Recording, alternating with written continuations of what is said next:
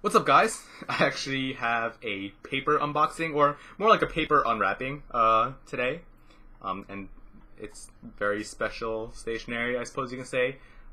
It's Clairefontaine Triomphe. Their, Triomphe line is their more premium paper, I suppose you could say. It comes in A4 pads as well as A5 pads, and it comes unlined, blank sheets, or in my case, lined. If you're ever interested, you can see the reflection of the light that I use for my desk when I'm filming. You'll notice the flickering. It's because it's fluorescent tubes for that lighting. Anyway, let me just open this. I'll kind of go a little into this paper. I don't really want to cut into it. This paper is made by Clairefontaine. Yeah, a nice sharp knife just cut into that plastic in very little pressure. This paper is made by Clairefontaine. Clairefontaine paper is normally, in the Clairefontaine line. Obviously, they bought out Rhodia. I think they also bought several other paper manufacturing companies. But the Clairefontaine namesake paper is normally 90 grams per square meter. And I believe this is also still 90 grams per square meter. Actually, is it mentioned anywhere? Yeah, right here. There we go. So there's the size in millimeters and 90 grams lined paper. I got this paper specifically for writing letters as like personal correspondence stationery, because of how nice it is. Like it's supposed to be really smooth, and it is really smooth. When you get this in the, obviously I got the lined version. When you get the blank version, it actually comes with a page of lined paper for you to use as a guide page. I thought about getting the guide page, the blank page, because let me just fold this back on itself. It's a glue top pad if you're interested. There we go. I thought about getting the blank page just because I feel like letters written on blank paper just look so much better. But at the same time, my handwriting is kind of crappy, and if I don't have lines to help guide me, then it's gonna look like crap. So, I knew that the blank page came with a guide page, and according to certain some reviews that I've seen online, you can see through this paper. You can barely. Let me just get a sheet of Rhodia here. You can see through it. So yeah, you can kind of make it out. You can kind of see like some haziness here in this area. Yeah, that's the graph underneath it. So you can make out guidelines underneath. It's very like light printing though.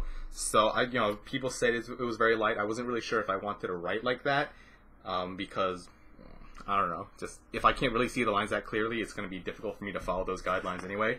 So I just went ahead and got lined paper. It is wide ruled, I suppose you could say. I think it's 7 or 8 millimeter ruling. Not bad.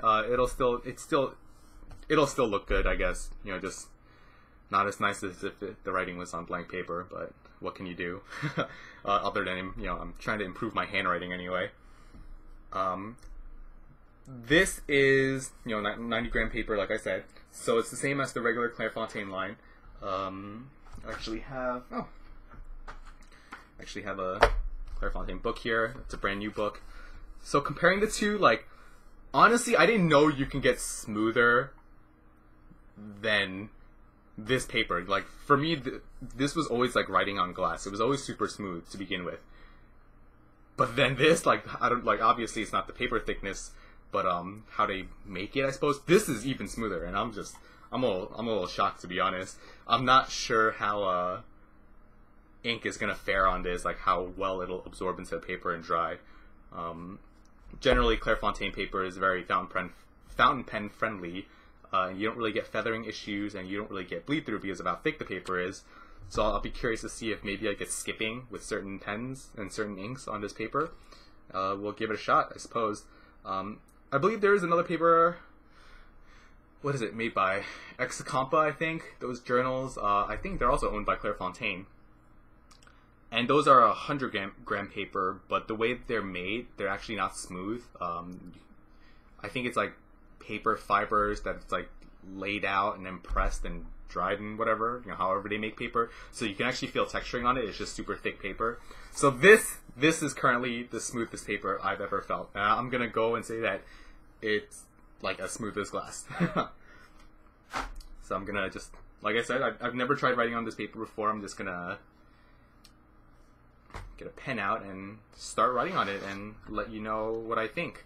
The paper cost on this is, for a pad of 50 sheets of A4, which is this, it was $9. You can also get pads of A5 sheets for around $5 for 50 sheets. So not a bad deal.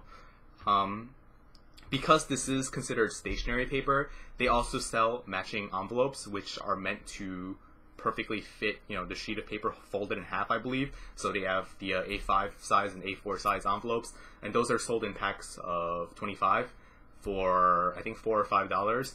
And apparently those envelopes are, like, I believe it's made out of the same paper, so if you want to send your letter out and write the address and return address in fountain pen in nice cursive handwriting, you can do that. I chose not to go that route. When I actually ordered this, I thought about getting the envelopes, but in all honesty, I don't send letters out that often. Getting paper, getting stationery is different than getting envelopes, because yeah, I can use this to write letters, which is nice, but I can just use this for general writing. Kind of a waste, but I can still use it for general writing. Whereas with envelopes, they're meant to send out stuff, and I'm not gonna send out checks and whatnot to pay bills and stuff with a really nice envelope. I would want to save that for special occasions. And honestly, I don't actually feel comfortable writing in fountain pen inks for addresses and whatnot, because I don't use any bulletproof inks. I suppose Lexington Gray is considered bulletproof, but regardless, I don't normally use bulletproof inks. So if the envelope gets a little wet, that address is probably just gonna wash right off. Anyway, on to some writing. Writing it around a tripod, so it's gonna feel a little weird. I'm using my Lamy 2000. My favorite pen that I own currently.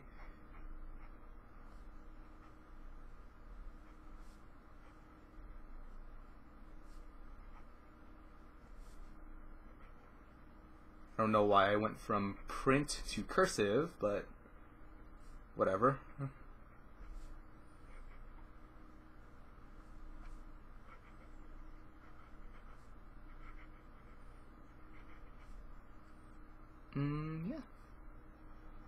Writes nice. I can definitely feel it writes smoother than Clairefontaine, regular Clairefontaine paper. You can still hear a little scratchiness to it. But that's my pen. I know it's my pen. It's an extra fine nib. It's never been adjusted by Nibmeister to be super smooth. And actually, one of the biggest complaints that I hear about Triomphe is that people say it's a little too smooth. And for people who use very wet writers, very like bigger nibs, I got a medium nib right here. Might as well try it out. For people who use wet writers with big nibs, they actually feel it's a little too smooth for them. And people like feedback. They don't like to feel like they're writing on glass, because it can kind of skew your handwriting a little bit. I'm like doing writing motions, and I'm not writing anything.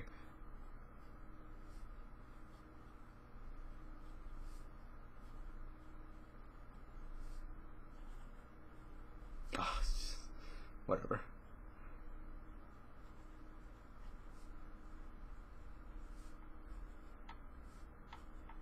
Ignore the skip here. That was my hand.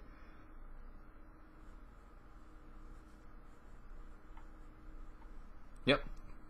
Definitely one of the smoothest papers I've ever used. And this Parker puts out a lot of ink. It's really wet. I don't feel it writes like glass. I don't know. I don't have any really nice Mont Blancs or Pelikan M1000s or anything, so I can't really say with like a really nice high price premium pen. But for good performance writers, in my experience that I own, it's nice. It writes smooth. There's a little bit of feedback, not too much where I would say that it's scratchy, which is a good thing. Sometimes even with like smooth nibs, like on these two, when I write on something like regular printer paper, it'll feel scratchy. But that's mainly because of the paper and the nib catching on the paper fibers. I'm gonna try a little flex nib writing, but just in case, I'm gonna put a sheet of paper underneath just to make sure nothing bleeds through. Let's go through a gambit of pens. Here we go. Those of you who are curious, that's, Iroshizuku Tsukio.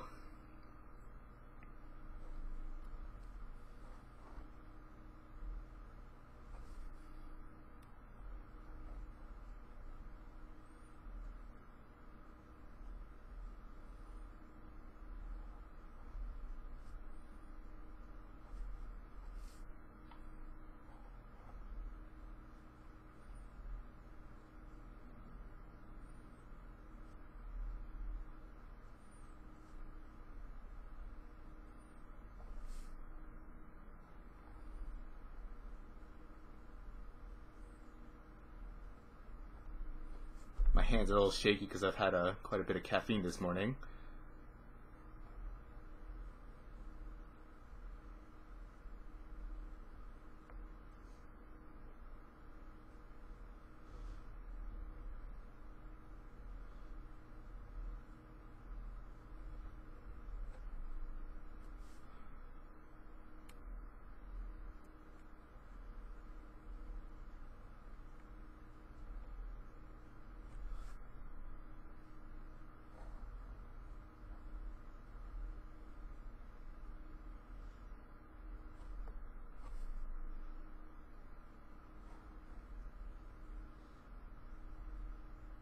Oops.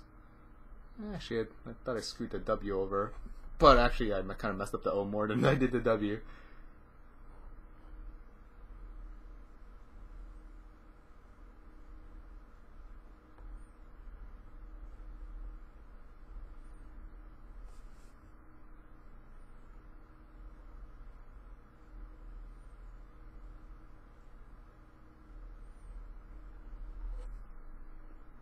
Dogs.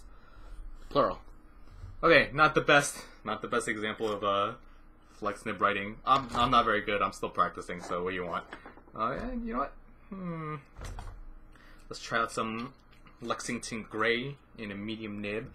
This is what I've had so far with the most trouble with feathering. In terms of even on high quality paper. So we'll give this a shot and see if it feathers as well.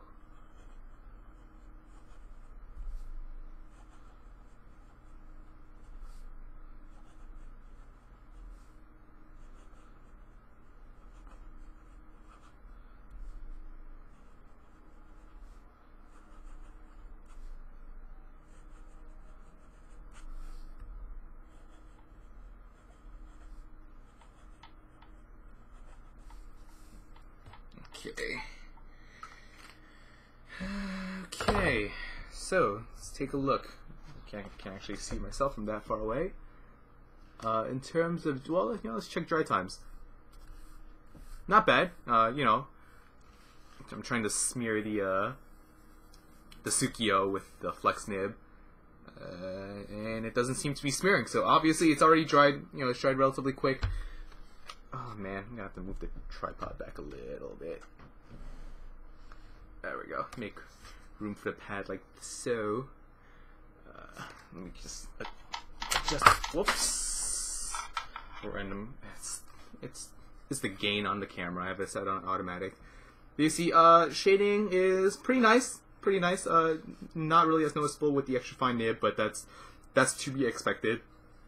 Generally, you don't really see good shading even on highly shading inks unless you go like medium or broad. You can definitely see the shading with the flex nib, and like I said, it dried relatively quickly, so that's a good thing. There is a little bit of feathering with the Lexington Gray, not as bad as with Rhodia. You can see it. I'm trying to focus on the brown right now. You can see like around the O, there is a little bit of feathering. Definitely not as bad as Rhodia though. You know what? Let me get this Rhodia sheet out, and where's that pen? I'll show you let you compare between the two.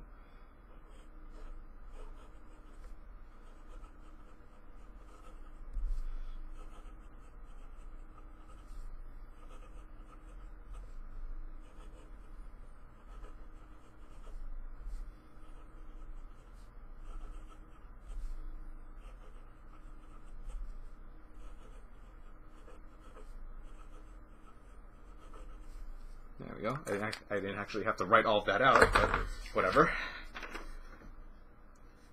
So if you look at this example, you can see, like, especially on the K, it feathers just a little bit more. A little comparable, definitely more less noticeable feathering on the Triomphe, which is nice. In terms of the back, well, comes off pretty easily. Very nice, even with a good amount of pressure. There's a little bit of echoing, where you can, show through, I suppose you can say. Not terrible. If I were to compare with Rhodia, you can definitely see with the Rhodia, there is more show through. The same ink and pen is written here. Less show through. No bleed through at all. It almost split through a little bit right there, but not quite. I wouldn't consider it bleed through. You could definitely comfortably write on the back side of this paper and not have anything in the back that'll really mess up how the person can read what's on there.